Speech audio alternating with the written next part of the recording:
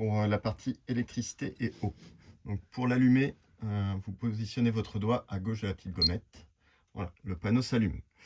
Sur la partie gauche, donc tout ce qui est électricité, partie droite, tout ce qui est eau et batterie.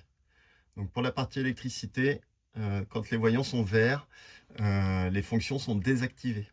Pour les activer, il va falloir appuyer dessus. Donc je vous montre un petit peu les différentes fonctions que vous pouvez avoir.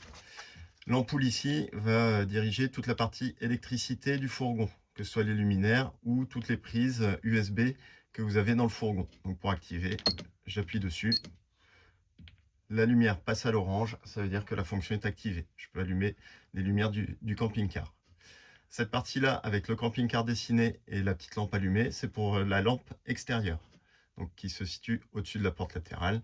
Donc pour allumer cette lampe-là, on fait passer à l'orange et la lampe s'allume à l'extérieur. Ici, le robinet, c'est tout ce qui est partie eau, donc la pompe à eau pour pouvoir alimenter les robinets et la chasse d'eau. Donc de la même façon, on active ici sur le robinet. Donc là, l'eau est activée, les luminaires sont activés. La partie auxiliaire ici n'est pas desservie pour notre fourgon. Partie bleue ici, vous avez d'un côté l'eau, donc la cuve à eau ici qui est dessinée. S1, c'est la partie eau propre. Donc là, vous voyez qu'on est à 50% d'eau propre dans le fourgon.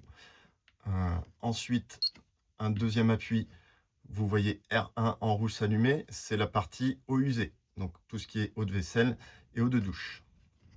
Au niveau de la batterie, vous avez ici l'autonomie électrique de la partie habitation du fourgon, ce qu'on appelle la partie cellule. Donc ici, on est en voltage à 13,3.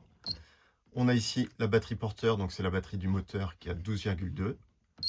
Et enfin, on a les mêmes données, mais en pourcentage. Donc la batterie cellule est à 100%, alors que la batterie fourgon est à 72%. Tout ça se recharge en roulant de toute façon, ne vous inquiétez pas. Petit indicateur ici, la température intérieure du fourgon. Ça reste très approximatif. Ici, on est en plein soleil là, actuellement. Donc il fait vite très chaud au niveau des parois, hein, puisque le capteur de température est situé juste ici sur le côté. Donc ça chauffe très très vite. C'est très approximatif.